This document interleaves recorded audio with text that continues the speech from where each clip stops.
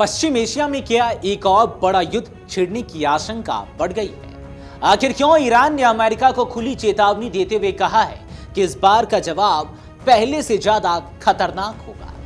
अमेरिकी राष्ट्रपति Donald Trump ने अचानक अपना गोल्फ दौरा क्यों रद्द कर दिया और क्या व्हाइट हाउस लौटकर हाई लेवल बैठकें बुलाई गई और अगर बुलाई गई हैं तो क्यों बुलाई गई? क्या अमेरिका ईरान पर नए सैन्य हमलों की तैयारी कर रहा है? हॉर्मुज जलडमरू मध्य में बढ़ती हलचल का वैश्विक तेल बाजार पर कितना असर पड़ सकता है और क्या कतर व पाकिस्तान की कूटनीतिक कोशिशें इस तनाव को कम कर पाएंगी? चलिए लगाते हैं दूरबीन और जानते हैं अमेरिका ईरान टकराव की हर बड़ी अपडेट और उसका वैश्विक असर। नमस्कार, आप देख रहे हैं अमर-उजाला.com और मैं हूं आपके साथ आदर्श। दरअसल अमेरिका और ईरान के बीच तनाव एक बार फिर खतरनाक मोड़ पर पहुंचता दिखाई दे रहा है। दोनों देशों के बीच बढ़ती बयानबाजी और सैन्य गतिविधियों ने पूरे पश्चिम एशिया में चिंता बढ़ा दी है। इसी बीच ईरान के संसद अध्यक्ष मोहम्मद बघेर गालिबफ ने अमेरिका को खुली चेतावनी देते हुए कहा है कि अगर वॉशिंगटन ने दोबारा युद्ध शुरू करने की गलती की तो उसे पहले से कई ज्यादा कड़ा जवाब मिलेगा। गालिबाफ ने दावा किया है कि संघर्ष विराम के दौरान ईरान की सशस्त्र सेनाओं ने अपनी सैन्य क्षमताओं को और मजबूत किया है। उन्होंने कहा कि ईरान अब किसी भी संभावित हमले का जवाब देने के लिए पूरी तरह तैयार है। उनका यह बयान ऐसे समय आया है जब पश्चिम एशिया पहले से ही अस्थिर हालात से गुजर रहा है और क्षेत्रीय सुरक्षा को लेकर वैश्विक चिंताएं लगातार बढ़ रही हैं।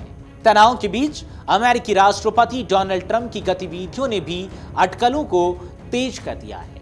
ट्रंप ने अपना वीकेंड गोल्फ कार्यक्रम अचानक रद्द कर दिया और तुरंत व्हाइट हाउस लौट आए।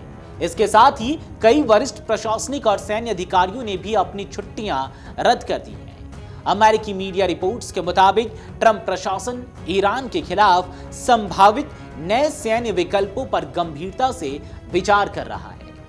सीबीएस न्यूज की रिपोर्ट के अनुसार अगर अंतिम समय में जारी कूटनीतिक वार्ताएं किसी ठोस समझौते तक नहीं पहुंचती है तो अमेरिका ईरान के खिलाफ नए सैन्य हमले शुरू कर सकता है। हालांकि फिलहाल किसी अंतिम फैसले की पुष्टि नहीं हुई है, लेकिन वॉशिंगटन में सुरक्षा एजेंसियों के स्तर पर लगातार समीक्षा बैठकें चल रही है। रिपोर्ट्स के मुताबिक व्हाइट हाउस में ट्रंप ने अपने राष्ट्रीय सुरक्षा सलाहकारों, रक्षा अधिकारियों और खुफिया एजेंसियों के प्रमुखों के साथ हाई लेवल बैठक की। इस बैठक में उपराष्ट्रपति, रक्षा मंत्री, सीआईए निदेशक और अन्य वरिष्ठ अधिकारी मौजूद रहे। बैठक में ईरान के साथ जारी तनाव, क्षेत्रीय सुरक्षा और संभावित सैन्य रणनीति पर चर्चा। दूसरी ओर ईरान ने भी अपनी सैन्य तैयारियों का खुला संकेत दिया है। ईरान की सरकारी समाचार एजेंसी तस्नीम के अनुसार ईरानी सेना किसी भी आक्रामक कार्रवाई का जवाब देने के लिए पूरी तरह तैयार है। ईरान के रक्षा मंत्रालय के प्रवक्ता रेजा तलाइक ने कहा है कि अगर अमेरिका ईरान के अधिकारों का सम्मान नहीं करता तो उसे और बड़ी असफलता का सामना करना पड़ेगा। उन्होंने कहा कि अमेरिका और इजराइल के लिए इस संकट से निकलने का एकमात्र रास्ता ईरान की शर्तों और मांगों को स्वीकार करना है। ईरान ने चेतावनी दी कि अगर संघर्ष और बढ़ता है तो इसका असर सिर्फ पश्चिम एशिया तक सीमित नहीं रहेगा, बल्कि वैश्विक अर्थव्यवस्था और ऊर्जा आपूर्ति भी प्रभावित हो सकती है। इसी बीच कूटनीतिक स्तर पर तनाव कम करने की कोशिशें भी जारी हैं। कतर के अमीर तमीम बिन हमाद अल थानी और राष्ट्रपति ट्रंप के बीच फोन पर अहम बातचीत हुई। दोनों नेताओं ने क्षेत्रीय तनाव को कम करने और बातचीत के जरिए समाधान निकालने पर चर्चा की। कतर के विदेश मंत्रालय के मुताबिक इस बातचीत में पाकिस्तान की मध्यस्थता भूमिका पर भी विचार हुआ, जो अमेरिका और ईरान के बीच संवाद बहाल करने की कोशिश कर रहा है। तनाव के बीच दुनिया की नजर हॉर्मुज जलडमरू मध्य पर भी बनी हुई है। ईरान की इस्लामिक रेवोल्यूशनरी गार्ड कॉर्प्स यानी कि IRGC ने दावा किया है कि पिछले 24 घंटों में कम से कम 25 जहाज सुरक्षित रूप से मार्ग से गुजर चुके हैं।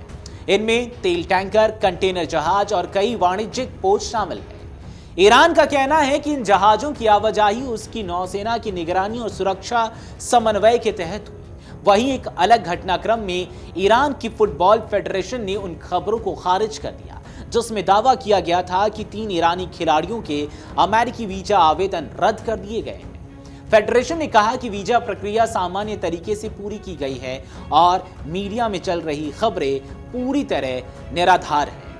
अभी ईरान और अमेरिका के बीच इस संघर्ष को, मौजूदा संघर्ष को लेकर आपकी क्या राय है, कमेंट सेक्शन में जरूर बताते जाएं।